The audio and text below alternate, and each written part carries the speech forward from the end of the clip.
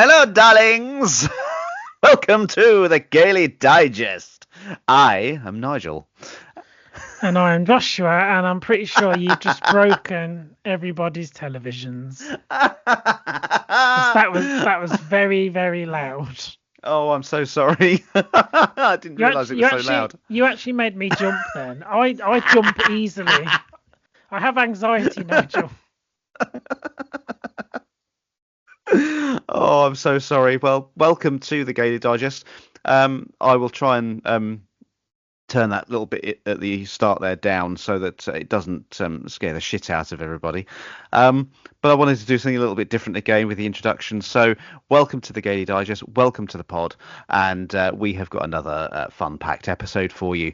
We've got another new feature that we're starting out with this week. And we've got our usual In Conversation where me and Josh get together and we have a little natter.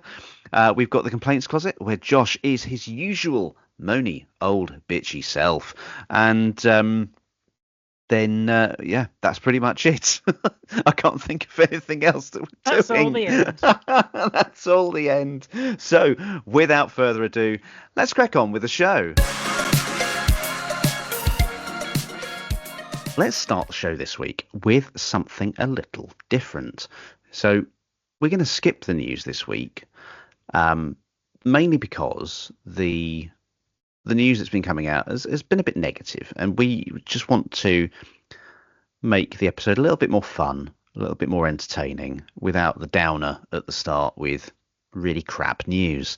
So we're going to do a little something different, and this is called What If.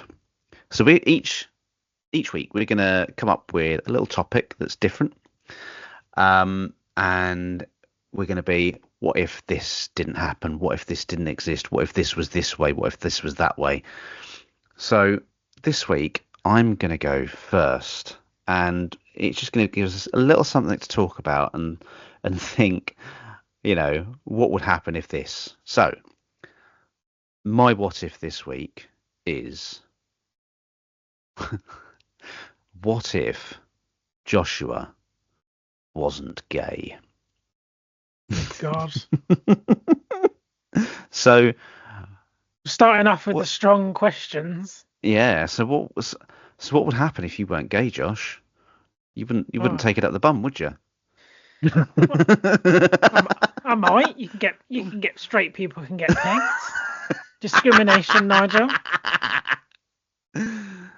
But I'd yeah, probably I'd probably have one of those really boring generic, although people can say how dare you say it's boring, but it is to me, where you have like a wife and the crotch goblins running around and do you think that you've got married by now to a woman? well, considering I got married at 20 already as a gay man, probably about the same. Do you think? I don't know. This is what if, isn't it? I'd have You a know, I'd have a little colony, a little army of children. you know what I thought you were going to say. You'd have a little cottage, so that if you, so that if, so that if you were questioning, and Yeah, go yeah. cottage.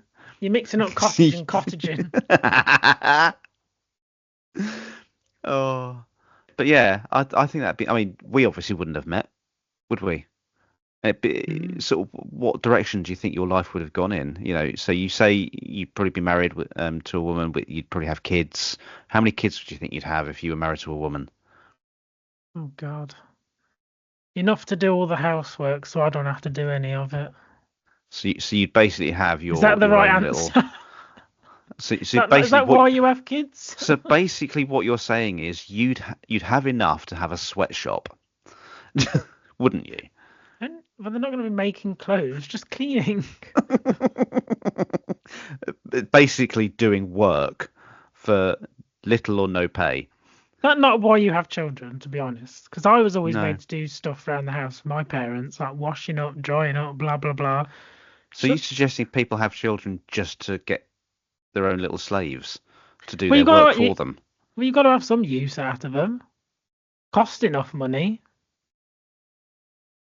But yeah, I That's the don't know. problem, isn't it? Although, think of like the effects that might have happened on the world, like all the things I've done up to this point.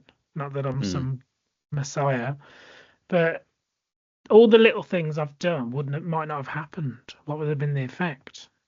Mm. Well, that's the what if, isn't it? What Like, if? but then if I turned out straight, where would you be? Where would Ash be? Mm. Because I never Well, would have met you. we'd probably never have met either. That's an interesting thought. Yeah. So where Where would would we you be? be? So would Ash be single? Would I be single? Would each of us have a partner, a husband? Maybe you two would have met, and I would have just been like the straight neighbor. You know what? You know what? You say that. I do remember going to, and I know we've talked about this. I do remember going to Nightingales in Birmingham, which is the one of the main gay clubs in Birmingham, I think it is. Um, and the time that I went there, I think was a time around when he was going there regularly, when he said he used to go there quite regularly. Well, he is And I from do Britain. wonder, I know, but I do, it does make me wonder, could I have been there the same time that he was there and we just You never never met at know. that point? Oh, maybe. That's an interesting what if. What if we had met then? This what if has far too many questions. I thought it was going to be I a know. simple answer. Oh, I'd probably have a wife and some crotch goblins, but now I'm like, there's infinite possibilities. But yeah, but we're digressing on that, I think, because we've sort of gone down the route of, what if you weren't gay? Well, what if the you know, Well, to be fair, we hadn't met? life probably would have been a lot easier because of all the bloody privileges you get as a straight white man. True, Even though I true. have a lot of privilege because I am a white man, but the gay has some negative connotations and things with people. Hmm. I probably wouldn't have had all the crap at school and all that stuff. So yeah, Do you think you do you think you'd still been a gamer if you were straight? Do you think you'd still gone down the Nintendo route? see that's also a question because I was really bullied at school for being gay and different, and that's why I turned to gaming as an escape. Mm. So if I wasn't bullied for being like that, maybe not. Mm. So there's So that's interesting. all these questions. So you might not have ever had a Switch or a Switch 2 or a Wii. No, and this pod certainly wouldn't have happened. See, look at True. that. You could have lost out on this perfect media. That's true. That's true. In an alternate reality, this pod would not exist because we would not have met because you'd be straight Exactly. with a wife and kids So be grateful that I'm gay because you're doing your missing out. bidding. Ugh. But Not like that. be That'd be grateful that vile. be grateful that I am a gay, so you can listen to this weird conversation about what if I wasn't. But yeah, I think that give us, like you say, that there's infinite possibilities, isn't there? There's infinite Hmm. possibilities around this. What if this? What if that? What if someone didn't exist? What if People, someone had never people, been born? people listening to this now are going to think, oh, what if I wasn't gay or something? And then they're going to have all these questions. Oh God, don't say that. Could we have just created some kind of dilemma for people? No, I meant like my head's already hurting because now I'm already thinking about all these different what ifs, and then they keep branching off, and then they branch off, and it's never ending. So if you're listening to this and you're starting to think about these things, please continue to listen to the pod because we've got some more interesting things to come up. Please don't get a headache. If you've got a headache, just pop a couple of paracetamol and carry on listening. Let's have another chat, Josh. Do you fancy a chat? As always, all right then. It's usually go on then, if I must. So Be- what? So what are we going to be talking about this week, Josh? I think you've come up with quite a good topic for us to talk about this week. I'm now full of great ideas. You're full of something. I'll let that go. This time we are going to talk about gaming and what it means to the both of us and why it's so important, especially in our community. I think Hmm. I know a lot. In fact, I think pretty much every LGBT person I know is a gamer. Hmm. Not I think that was everybody, one. but most. I think that was one of your worries, wasn't it, when we met? Thinking, oh, is he going to be a gamer? I'm not sure if we're going to get along if he's not a gamer. I will say, I always said I would not get with somebody who isn't a gamer Hmm.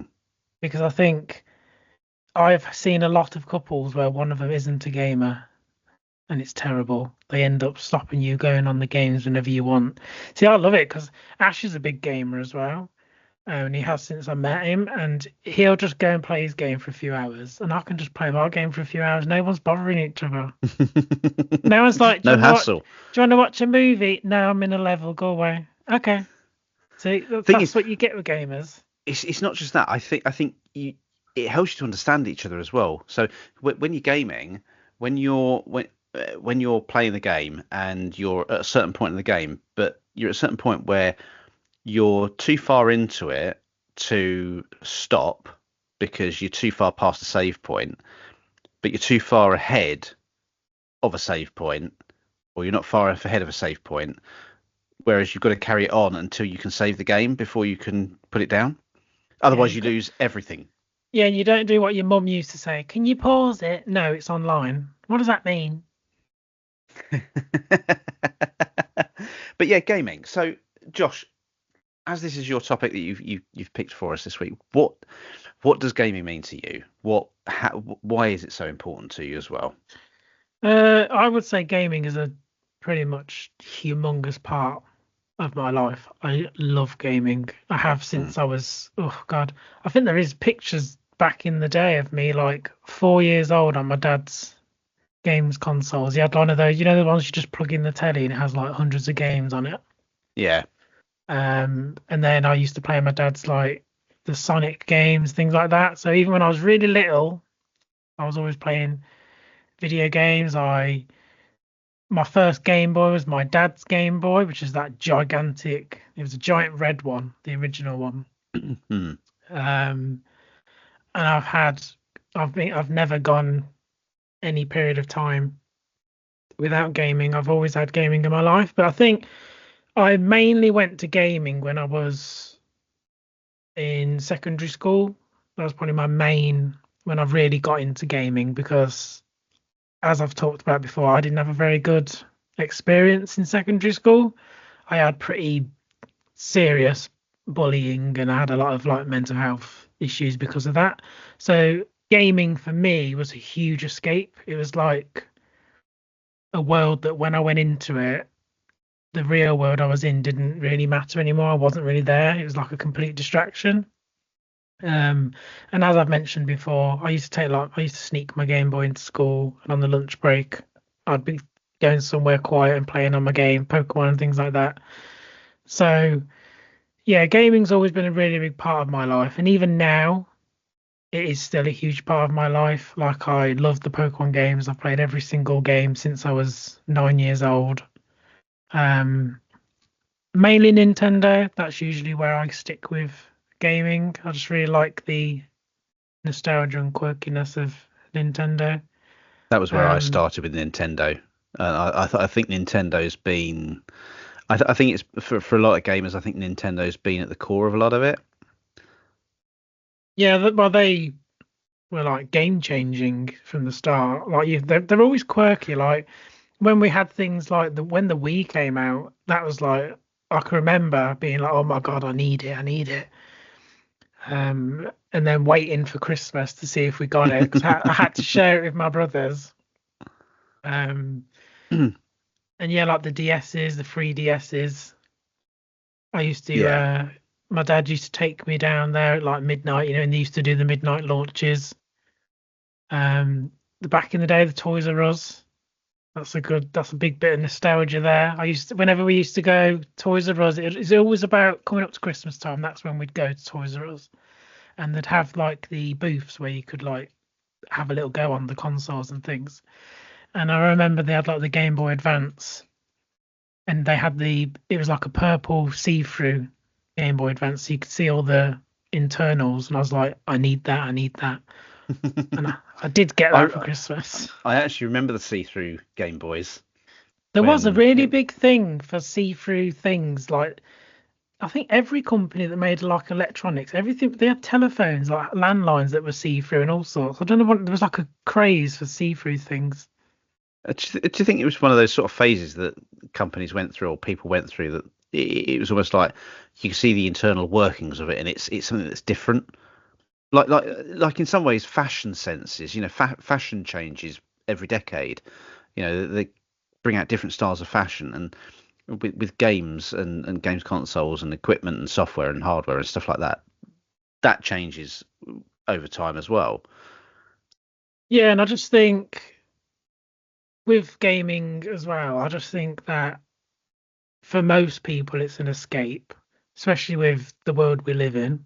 Um, and I don't think I'll go a day without some sort of gaming. Hmm. But what does it mean to you anyway? And like, when did you start? Well, You probably had consoles that weren't around, and but piss they're off, but they're long piss before me. off. No, so when I started gaming, I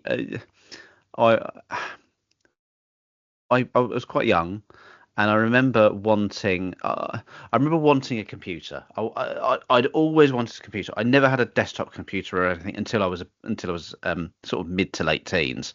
Um, but my first experience with gaming was when the NES console came out, the Nintendo Entertainment System, and that was my first console. I When I got that, it was around the time when the Teenage Mutant Ninja Turtles were at the height of their popularity, Mm. and Nintendo released the Teenage Mutant Ninja Turtles game, and they released um, a combi pack of the console and the game together.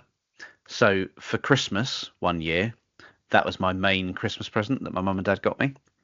And bearing in mind that was the only game I had with it at the time, um, I I remember I remember religiously playing it constantly to the point where and those controllers were not ergonomically compatible. They were horrible because you the edges were so sharp. Not I mean I say sharp. They were pointed, and I remember just my thumbs and fingers just getting blisters from playing it so much and getting frustrated on some of the levels and stuff like that. But I literally played it religiously every day, and then would gradually get new games when it was Christmas or birthdays, or I'd save up my pocket money.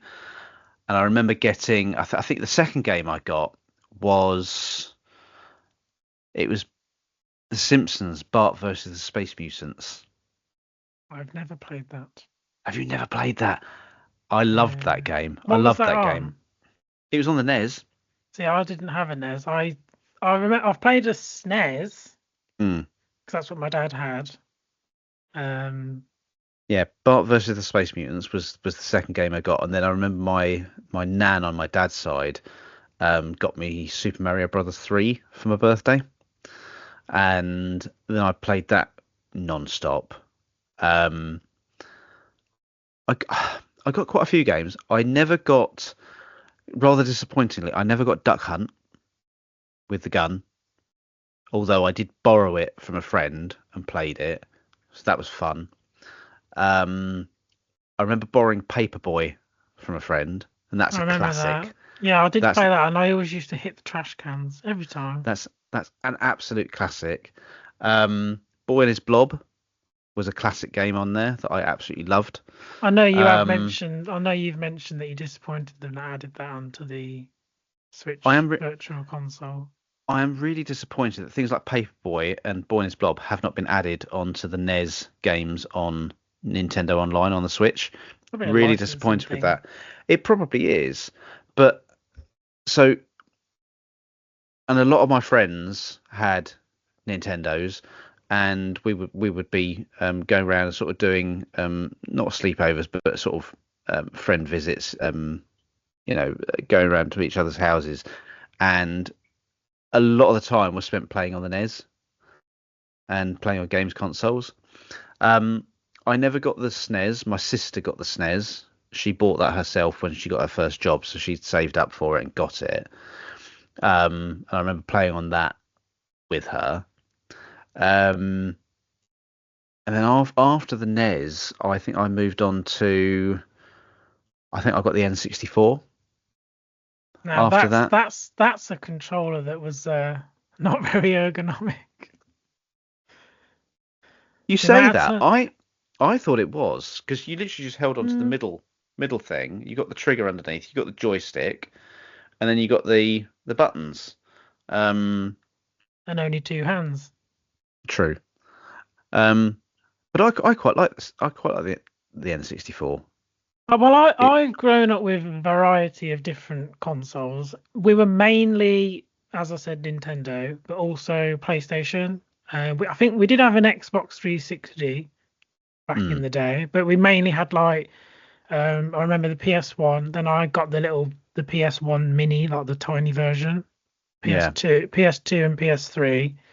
But nowadays I'm kind of just on Nintendo. But I think my favorite console ever is going to be a cross between the GameCube and the N64. The amount Yeah. of, the amount of hours I spent on the GameCube.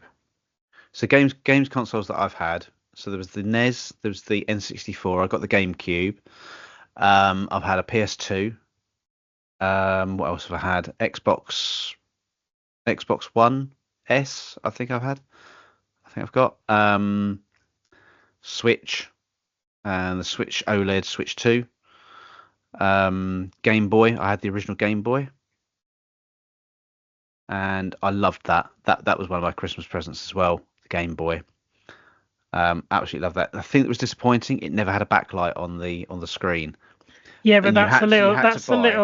that's like a little memory unlock because I used to get when you used to get dragged to visit like your grandparents at Christmas and you'd be stuck there all day. And then when you're driving home late at night when it's dark, you used to kind of have to lean near the window and you play the game every time you went past the street light.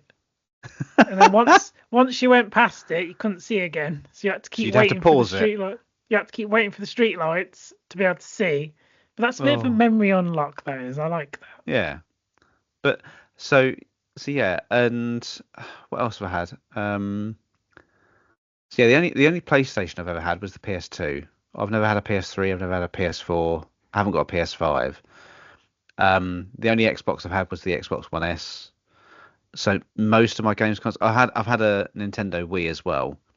So most of my games consoles have been Nintendo. So I think it's safe to say that I have my loyalty has remained with Nintendo for the majority of my gaming experiences.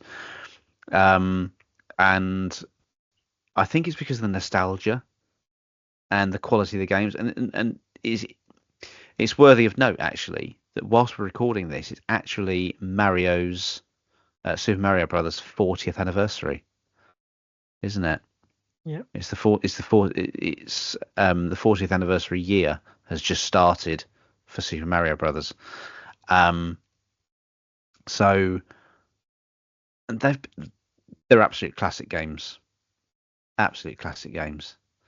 Um, but yeah, for me, I think there's the whole gaming aspect. It's an escape, like you said it is for you. It is that escape. You can literally just grab your console, you can find a game that you enjoy, and I think the variety of different types of games that you can get, platform games, story games, fighting games, if you want to release some stress, puzzle games, if you want to sort of challenge your brain, or even games where you build a community, you build a city or you build an island, like Animal Crossing, for example. I like that whole idea of you are creating a community, you're creating your own community, you're building it to how you like it and to how you want to see it and things like that. And it's that kind of escapism that I think it helps to focus your mind. It can help to distract you from things going on. It can help you to feel relaxed, enjoy what you're doing. It depends what game you're Um, playing. but it does. It Because I does, played I absolutely. played I played Alien with Covenant. I think it's no, what was it? The one where the aliens hunting you anyway. I played that Mm. with my younger brother years ago, and that was the most anxiety-inducing game I've ever played in my life, and I cannot physically play it again. Although I might have Um, to get you to play it because it is on the Switch actually for like £5. oh, is it? Yeah, Oh, I might have to do that.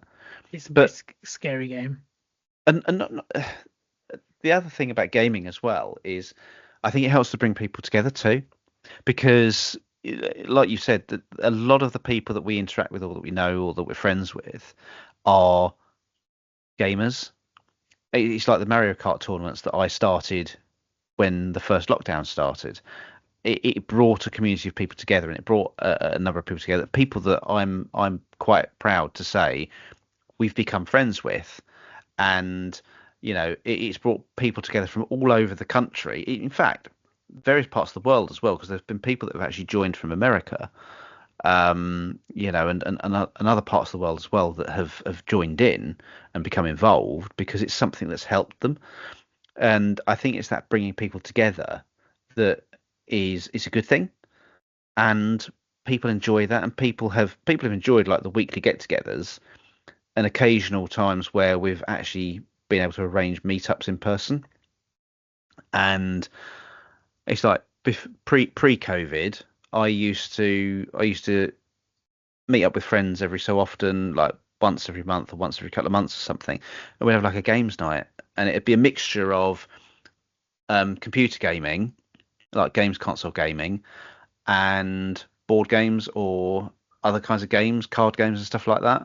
So it was a nice little combination. I think that's the thing about gaming. It brings people together. People that have similar interests, they all enjoy it, and they can have a laugh. And I think sometimes when you're playing certain games as well, it's like when we've been playing Split Fiction that time. I thought you was going to say Mario Party for a second then with me and Joel. No, when we were playing Split Fiction and we had to coordinate with each other, and we were like, "Were you going that way? No, I'm going this way. No, go this way. Go that way." And just the sheer confusion. But the same with Mario Party, like you just mentioned. When when we were doing that game, the I can't remember what it was, but we had to work together. It was like a dungeon, and one of you had to open doors for the other one, and then they'd have to do something to open the door for you. And Wasn't it turning something a certain way? No, don't turn it that way. You're locking it. Turn it the other way. And they yeah, kept going the wrong way. I was like, no, or the other way. And or stop, and then they'd just jump into a hole. So but it was on Split Fiction, I'd say to you, right, you go left over there, and then you just jump off and die. And I'm like, what? Where are you going? what'd you do that for? But that's what I think gaming means to me, and that's why I think it's great fun, and I think it helps cheer people up. It makes people laugh, just because sometimes because of the silliness of it and the escapism too. And I think that's why it brings a lot of. I think that's why it's quite popular within our community, within the LGBT community as well, Yeah, because because I would say I don't really have, well, didn't have many LGBT friends because I grew up in an area that's like, as I've said before, like very just white, straight people everywhere. So I never grew up anywhere that was very diverse and things. So when I got into gaming and online, I noticed how I was meeting a lot of LGBT people, and like I've made friends over the way, like you mentioned, and we've been to weddings. mm, In fact, my first ever gay wedding I've attended was through gaming, and mm, an yeah, Joel engagement and Jamie's. party. Yeah, and Daniel and Jack's engagement party that was met through Yeah. gaming. So yeah, I And think it does bring our communities together because the world is and can be a scary place, and it can be quite a closed off place because you don't really always have people in your community around you. So mm, it opens the door for you to be able to meet these kind of people. yeah, absolutely. And I think like you say, it opens the door to meet these kinds of people. And I think meeting people from meeting others from within our community as well. it could be done in a safe way and through mutual interests. Yeah. And when it comes to gaming, do you prefer like a physical console that's tethered to your telly, or do you prefer handheld? I would say now you've put me on the spot. You see, I I knew think I'd get I'm you with that. I think I've been so used to it being on the telly Hmm. because you can play it for extended periods of time because it's all plugged in. Whereas handheld, it's not always plugged in, so you can be limited. So you could only do something. So I I think my preference would be on the telly, but my very close second is obviously handheld, purely on the basis that you can take your gaming anywhere. I think that's why I always loved Nintendo so much, because as far back as I can remember, I've always had a handheld version of something from Nintendo. I've Mm, had the Game Boy, which I used to take with me to family gatherings, the DSs and things. I used to take them to family gatherings. They got me through that boring time, mm. or at school, things like that. And now with the Switch, though, you can do both. Yeah, So, exactly. but I think handheld gaming's always going to be a little soft spot for me, because it doesn't matter where I am, I can just pull out my little handheld console, play a game for a bit, and escape from everything around me, kind of thing. Yeah, and you can continue the escape rather than just be sat there and be like, I'm bored, getting anxious, don't like this. Meh. It's now time for your favourite part of the show, where Josh becomes a moany old bitch. It's the complaints closet. Hi, Josh. You're Dickhead. giving me such a filthy look. So we are back in the complaints closet, and we are going to be sharing our moans of the week. So without further ado, over to you, Josh, for your moan. What are you complaining about this week? I'm going to put you right on the spot because I know that you're not prepared. Well, I did kind of rant about something just before we click record, which I was gonna complain about, but I'll add it to my list. No, this time I'm gonna complain about stickers on packaging. I don't think I've done that before. I don't You've think I done have. your I've done last week like was I've done the packaging. peely thing, yeah, but I haven't done stickers. So you can order like a book or something, and they stick a sticker on it, and it either damages the product or you can't get it off. This is also whenever I buy things like a cup, like a mug or something, they put a sticker on it. I don't know what the glue is that they use on it, but I cannot get it off. And there's always residue. And then even after you've got it off with hot water, it's still got like a tacky kind of feeling where it is. And I'm sick of it. And I get the same when I order stuff from Amazon. Nowadays, they just ship me I ordered some bedding, and they sent me the bedding just in its clear package that it come the packaging that it is on the shelf. They just sent me it in that with a label stuck on it, and They I'm did just that like, with me what? with a they did that with me with a present that I'd ordered, and the label was on the actual packaging, and it was an expensive present as well, and they just not bothered to put it in any packaging, like a box or a bag or anything. And it was a present that I had to give, and I thought if I peel this off, it's going to damage the packaging. I Yeah, was it's always fuming. they do it in shops as well. They put stick. They need to change the glue. That's what it is. It's the Hmm. glue, because I've been to places where I've bought like manga and stuff, and they stick stickers on that I cannot get off, and it starts to rip the actual product. And I'm like, or if you buy when Ash buys pops and things, they stick a big bloody sticker on that, and then when you try and peel it off, it rips the box. And I'm just like, why are we putting stickers on things that break? Like especially cardboard, put it on the plastic part.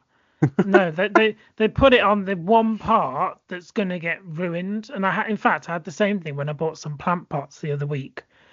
I could not get these stickers off these plant pots. I don't know what the glue is. It's like cement. I was scraping it with a screwdriver, it hot water, it would not come off. Just It's bits worse of when it's it. worse when it's a collectible item as well. So if it's a collectible item that you've got and you want to preserve it because you want the value to go up on it for collection purposes, and the packaging gets damaged because of a sticker.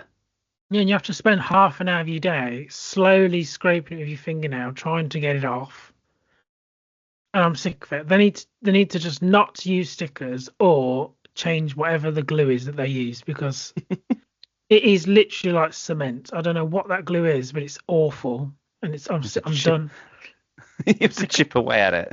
I'm sick of it. And then yeah, but Sick of stickers.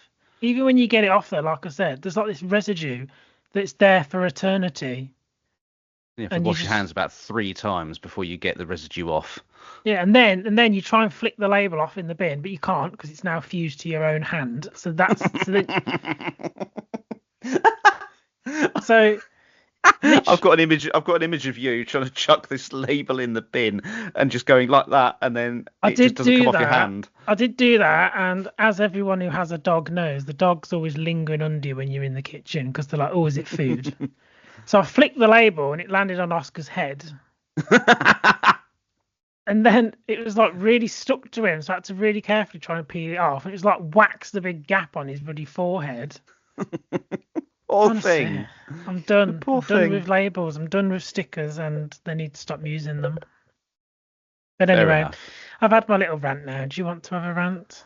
Do you feel better for having a rant though? Do you feel better Oh, getting it off your chest? yes. My Good. vendetta against stickers. Venting for your vendetta. Yes. So, is it my turn now? Are you done? Well, I might chime in on yours a bit, but sure. You might do. You might do. Okay, so I will do. you probably will do. You probably hijack it again like you usually do. So my my complaint this week is it's it's kind of a complaint, but it's also kind of a bit of support for certain types of people. So my complaint is when you see people moaning and complaining about certain people in certain employment just simply doing their jobs because that's what they're employed to do. And I'll give you a prime example: parking wardens. Now, they're not necessarily everybody's favourite because people just want to park wherever the bloody hell they like, right? But they are just doing a job. And if people are parked illegally, then that's literally their job to issue tickets. Yes, they could probably use a bit of common sense. They could, apply a bit of leniency perhaps, but they're literally doing their job. And then you get people moaning, complaining, being personally insulting about them um, on social media or even to their face, having a go at them, yelling at them and stuff like that. And they're literally just doing their job and they're not actually doing anything wrong.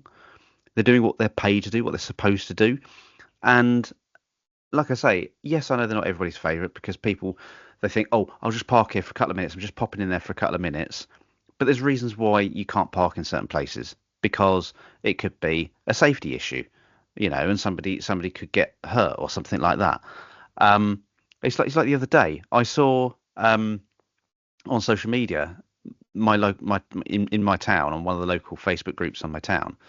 Um, there was someone had complained about someone's parking, and it was a car that had parked fully on the curb, blocking a lot of the way for people to get through. Especially people with disabilities that might need a little bit of extra space, might have mobility scooters, might have wheelchairs, etc. So, there needs to be some consideration. And then the first comment was being personal and critical of a particular parking warden in the town that is relatively well known in the town, and just being personally insulting. I just felt there was no need for it. I just felt that there was absolutely no need for it, and it just really infuriated me that people go to those lengths of being personally insulting and having a go at people, and that's what I don't like. I don't like that, because they are just doing their jobs. I mean, what do you think about that? So is your complaint about people being horrible to people who just do their jobs? Yeah, Okay, basically. it was a very long-winded complaint. I got a bit confused halfway through. I was giving you an example though. I was giving you a prime example of why it Well, infuriates me. you could say the same about shop workers, like um, supermarket workers, retail workers. They get a lot of abuse. Like some old ladies want some tuna and they're out of her brand. She's like, "How dare you? You should be sacked." And I'm them kind of Yeah. people. Yeah. Yes. Yeah. As someone who used to work in a supermarket, the customer is not always right. Mm. But yeah, I get what you mean. People just, although nowadays people just like to just moan about I think it's everything and privilege. everyone. I think it's Oh yeah, privilege. completely. The irony of us saying that on the complaints closet. Um, Yeah. but you know what I mean. It's just infuriating. And I think a lot of it is down to people's privilege. They expect everything handed to them on a plate. They expect to be able to do whatever they want and get away with whatever they want. And as soon as there's someone in their way to stop them from doing that, or someone that can't provide them what they want, like you say, the shop worker example, people are working in shops and someone asks them, "Oh, have you got this? Have you got that?" Their favorite brand of whatever, and they can't. They go, they go above and beyond. They go and help. They go and look in the warehouse. They check. No, come back. No, we're completely out. I've checked on the stock. We're completely out. Well, how dare you? That's absolutely outrageous. And it's like, why? Why do you have to be like that? Well, Why do you have to be an arsehole? I will say, as someone who's worked in a supermarket, if you are rude straight away when you're asking us to go and check the back, we will go out the back, stand there for a second, and then come back out and say, won't even look because you're an arsehole. If they just See, went, "Excuse me, why don't you have this in? Can you go and check?" That's rude, and we're not going to check. We're just going to go in there, do a little dance, come back out and get, "Sorry, no, it's not there. We never looked."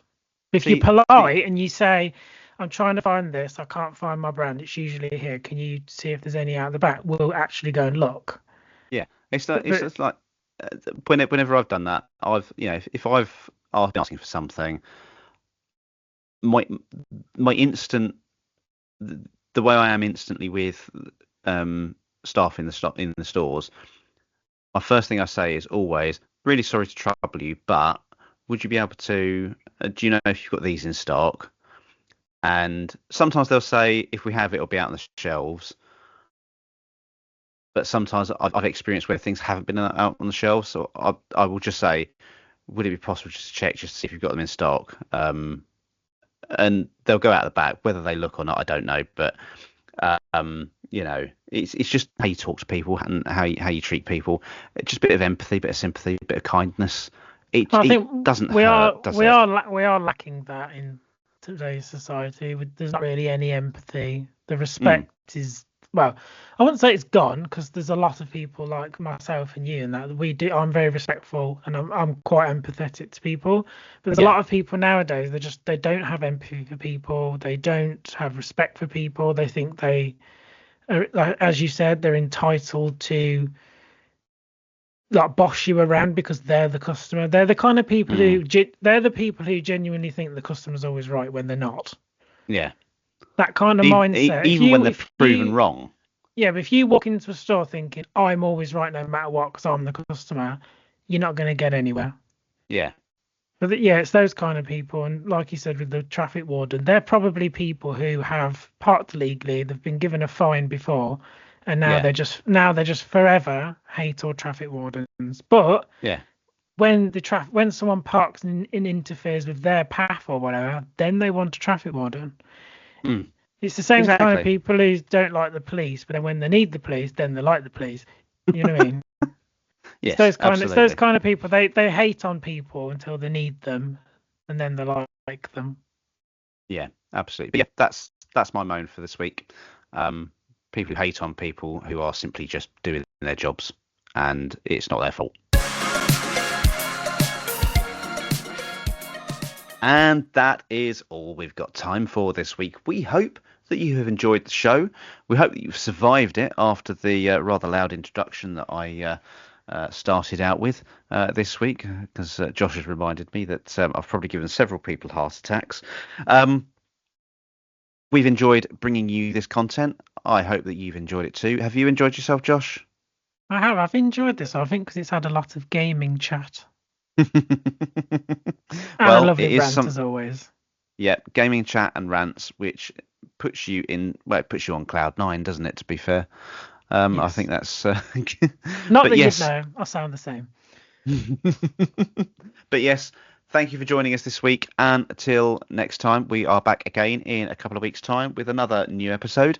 So until then, stay safe and be happy.